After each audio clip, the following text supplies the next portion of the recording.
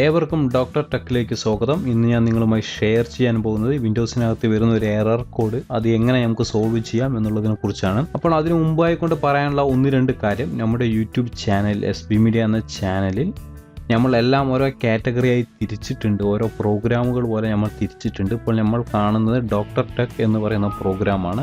ടെക്നീഷ്യന്മാർക്ക് മാത്രം, mobile computer ടെക്നീഷ്യന്മാർക്ക് മാത്രമുള്ള tips and tricks ആണ്, എങ്ങനെ സർവീസ് ചെയ്യാം, ഓരോ കംപ്ലൈൻറ്റിനുമുള്ള സൊല്യൂഷൻസ് ആണ്. അതെല്ലാം മറ്റുള്ളവർ ഈ വീഡിയോ കാണുന്നുണ്ടെങ്കിൽ നിങ്ങൾക്ക് ഇപ്പോൾ തന്നെ ക്ലോസ് ചെയ്യാം. നിങ്ങൾ കാണണമെന്നില്ല. അതെല്ലാം നിങ്ങൾക്ക് കൂടുതൽ അറിവുകൾ നിങ്ങൾക്ക് ലഭിക്കണം എന്നുണ്ടെങ്കിൽ, ഇങ്ങനെയുള്ള അറിവുകളും നിങ്ങൾക്ക് ലഭിക്കണം എന്നുണ്ടെങ്കിൽ നിങ്ങൾക്ക് കാണാം. അതുപോലെ തന്നെ യൂട്യൂബ് ചാനൽ സബ്സ്ക്രൈബ് ചെയ്യാത്തവർ യൂട്യൂബ് ചാനൽ സബ്സ്ക്രൈബ് ചെയ്യുക. SB മീഡിയ എന്ന ഫേസ്ബുക്ക് പേജ് ലൈക്ക് ചെയ്യാത്തവർ ലൈക്ക് ചെയ്യുക. നിങ്ങൾക്ക് ഒരുപാട് അറിവുകൾ, ഇതുപോലുള്ള പുതിയ അറിവുകൾ നിങ്ങളുടെ ഫേസ്ബുക്കിനകത്തും യൂട്യൂബിനകത്തും ലഭിക്കുന്നതാണ്. അപ്പോൾ നമുക്ക് നമ്മുടെ വീഡിയോയിലോട്ട് കിടക്കാം.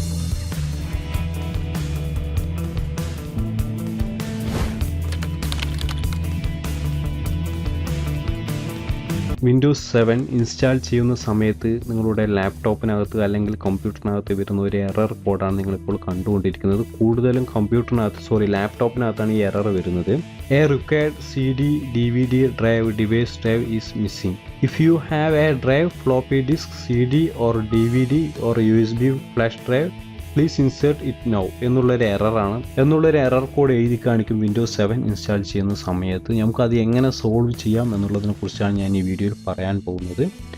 നിങ്ങൾ ചെയ്യേണ്ടത്, നിങ്ങളുടെ USB കണക്റ്റ് ചെയ്തിരിക്കുന്ന ബൂട്ട് USB അല്ലെങ്കിൽ USB ഡ്രൈവ്, CD ഡ്രൈവ്, നിങ്ങൾ ആ പോർട്ടിൽ നിന്ന്, കണക്റ്റ് ചെയ്തിരിക്കുന്ന പോർട്ടിൽ നിന്ന് മാറ്റി കണക്റ്റ് ചെയ്യുക. നിങ്ങൾക്കിപ്പോൾ വീഡിയോയിൽ കാണാം.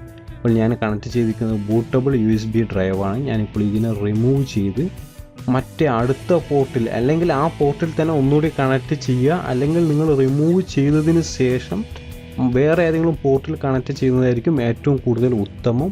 കണക്ട് ചെയ്തതിന് ശേഷം ഓഫ് ചെയ്യരുത്, സിസ്റ്റം ഓഫ് ചെയ്യരുത്. ഓഫ് ചെയ്യാതെ തന്നെ നിങ്ങൾ കണക്ട് ചെയ്യുക. അപ്പോൾ ഞാൻ കണക്ട് ചെയ്യാൻ പോവുകയാണ്. ഞാനിപ്പോൾ വേറെ പോർട്ടിനകത്ത് ഇപ്പോൾ ഞാൻ കണക്ട് ചെയ്തു. എന്നതിന് ശേഷം പറഞ്ഞത് നിങ്ങൾ ഇവിടെ ക്യാൻസൽ കൊടുക്കുക. എന്നതിന് ശേഷം നിങ്ങൾ മുകളിൽ നിന്ന് ക്ലോസ് ചെയ്യുക, ഈ വിൻഡോ ക്ലോസ് ചെയ്യുക, യെസ് എന്ന് കൊടുക്കുക.